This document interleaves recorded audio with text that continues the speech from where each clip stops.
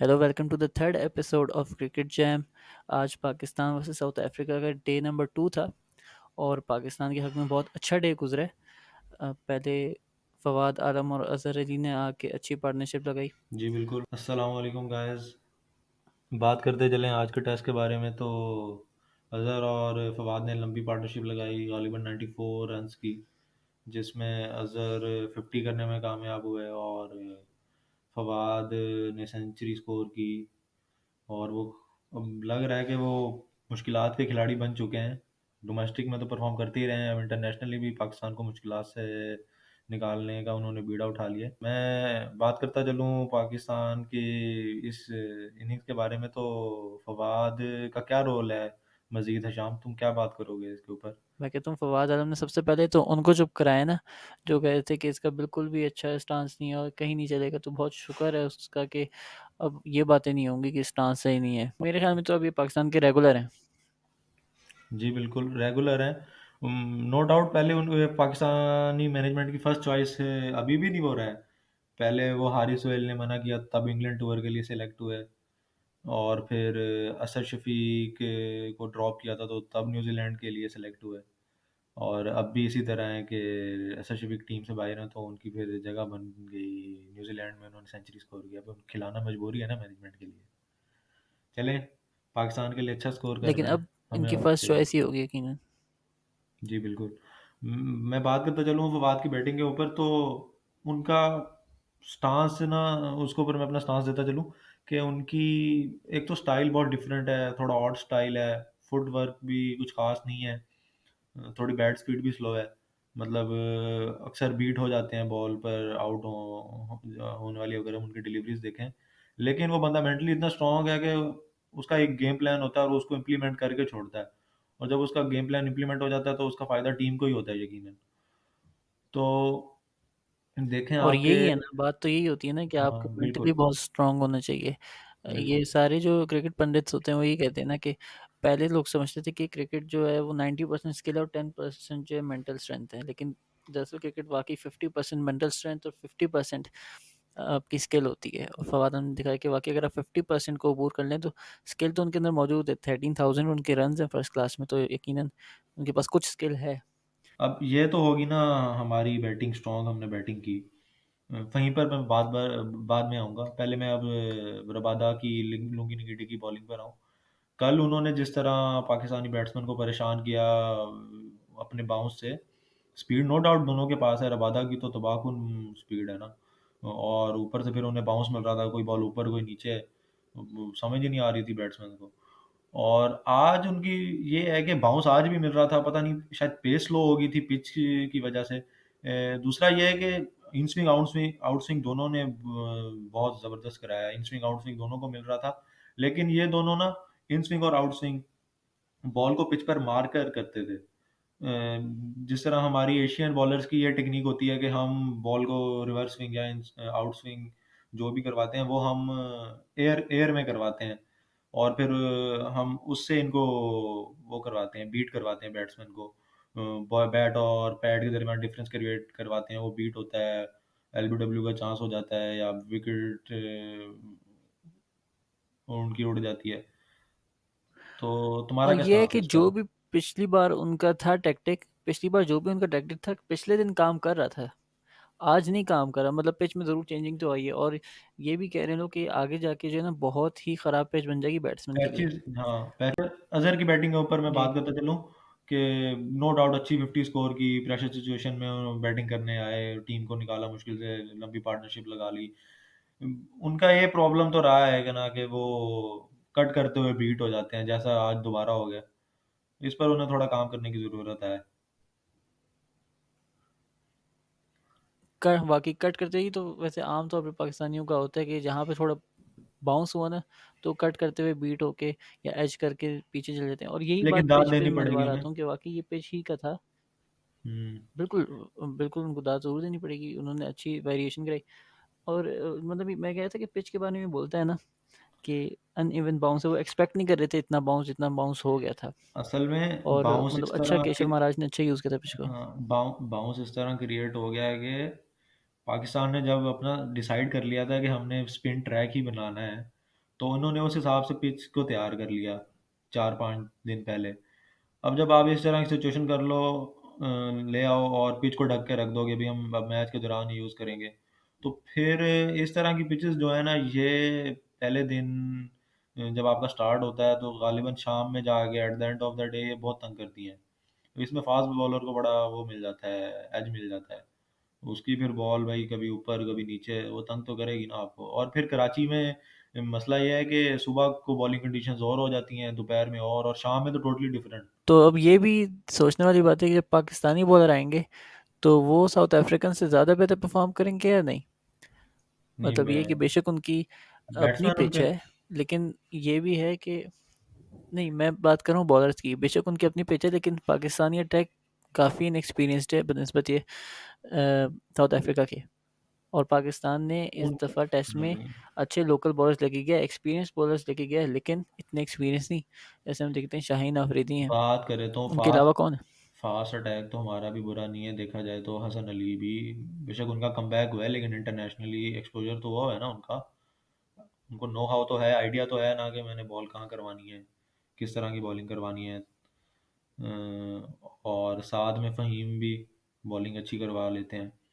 Spinner तो हमारे पास है ना टॉप के, इन्होंने परफॉर्म भी किया नुमान अली ने फर्स्ट इनिंग्स में, और यासिर शाह के साथ लीथल वेपन साबित होंगे नुमान अली भी। तो मेरा नहीं ख्याल कि हम बॉलिंग में तो स्ट्रगल ये भी करेंगे, बस हमें ये है कि हमें फोकस रखना है कि हमें बस इन्हें आउट करना है और जल्दी आउट करना है। बोलो। मैंने कहा था कि मैच ड्रॉ हो सकता है, और अगर साउथ अफ्रीका ने अच्छा खेल लिया तो ये वाकई ड्रॉ हो सकता है। मतलब मुश्किल कल है वाली ड्रॉ। बात मेरी थोड़ी बेइज्जत थी। ड्रॉ की मैंने तरफ नहीं इतने जा सकते। हवा में तीर ड्रॉ। नहीं मारा था मैंने। हाँ, हाँ। मैच होगा लो स्कोरिंग, ये तो पता चल गया है। लो स्कोरिंग से मुराद मेरी ये है कि पाकिस्तान अगर अच्छी बॉलिंग कर जाता है तो लो स्कोरिंग मैच डेफिनेटली होगा, 250 तक उन्हें आउट कर लें, पौने 300 तक। ठीक है, तो लो स्कोरिंग मैच ही होगा। टारगेट तो पीछे पाकिस्तान को बचेगा ही नहीं, क्योंकि 100 की तो हम लीड दे चुके हैं उन्हें। तो लो स्कोरिंग मैच होगा। इसके बाद नो डाउट फोर्थ इनिंग्स में बैटिंग करना में हमें मुश्किलात ज़रूर होंगी, क्योंकि पिच की हालत का तो आपको पता है क्या बन जाएगी। लेकिन हमारे पास दिन होंगे, मतलब मैक्सिमम ओवर्स होंगे, और हम रिस्क लेने पर नहीं जाएँगे, रिस्क नहीं लेंगे, सुकून से बैटिंग करेंगे तसल्ली से। तो मुझे नहीं लग रहा कि मैच ड्रॉ हो सकता है या हम हार सकते हैं। बस हमें फ़ोकस रखना है कि हम लोग बैटिंग तो बाद में अच्छी करें ही, पहले बॉलिंग अच्छी करें सेकंड इनिंग्स में, ताकि उन्हें कम टोटल पर रोक लें, और फिर बैटिंग करने आएँ तो हमें टारगेट कम हो हमारे वो अचीव करने के लिए। मैं नहीं समझता कि मैच ड्रॉ होगा। पाकिस्तान या तो अपनी बेवकूफ़ियों की गलतियों की वजह से हारेगा, या इंशाल्लाह जीत जाएगा। ये जो ओपनर है दोबारा नहीं चले। मिडल ऑर्डर हमारा फिर भी अच्छा परफॉर्म कर रहा है, और नीचे मिडल ऑर्डर के बाद हमारा जो ऑलराउंडर हमने बनाने की कोशिश की है फ़हीम अशरफ को, उन्होंने खुद को प्रूव भी किया है। लेकिन मिडल ऑर्डर सॉरी ओपनर हम हमेशा स्ट्रगल कर रहे हैं। अब देखें, ओडीआई की बात कर लें, उधर भी स्ट्रगल मतलब ये कर रहे बहुत हैं। होता है फॉर ए रेगुलर, मतलब for a regular test side बहुत दफ़ा हो चुका है पाकिस्तान में कि जैसे जैसे हायरार्की में नीचे आते रहते हैं ना बैटिंग की, उतनी सारी सॉलिड बैटिंग होना शुरू हो जाती है। एक वक्त आता है टेलेंडर बचा रहे होते हैं, तो हंसी आती है इस बात पे कि ये जो काम ओपनर्स का था वो टेलेंडर्स कर रहे होते हैं, मतलब रिलीव कर रहे हैं बॉल, कंसंट्रेट कर रहे हैं। तो इस बात से थोड़ी हंसी म आती है। मैं इस पर ये कहूँगा कि हमारा अगर ये कॉम्बिनेशन बनने लगता है, डेवलप होने लगता है, तो मतलब दोनों ओपनर्स अगर अच्छी परफॉर्मेंस दे रहे होते हैं, तो अचानक से या तो एक परफॉर्म करना छोड़ देता है अवे टूअर्स पर, बिल्कुल ही फ्लॉप हो रहा होता है, या फिर दूसरा फ्लॉप होने लग जाता है, या दोनों ही फ्लॉप हो जाते हैं। कुछ समझ ही नहीं आती। अर्ली विकेट से मतलब ओपनर तो आते ही गए, नीचे सारा प्रेशर आ गया मिडल ऑर्डर पे। वो कभी वो आउट हो जाते हैं, कभी अच्छा परफॉर्म कर जाते हैं। तो ये बहुत ही ना हमारे साथ एक तरह का हाथ ही होता रहा है, कह लें। वो ये बात नहीं है कि हमारे पास ओपनर्स हैं नहीं, हमने हर अच्छा, और ओपनर के साथ तजर्बा भी तो बहुत करके देखा है।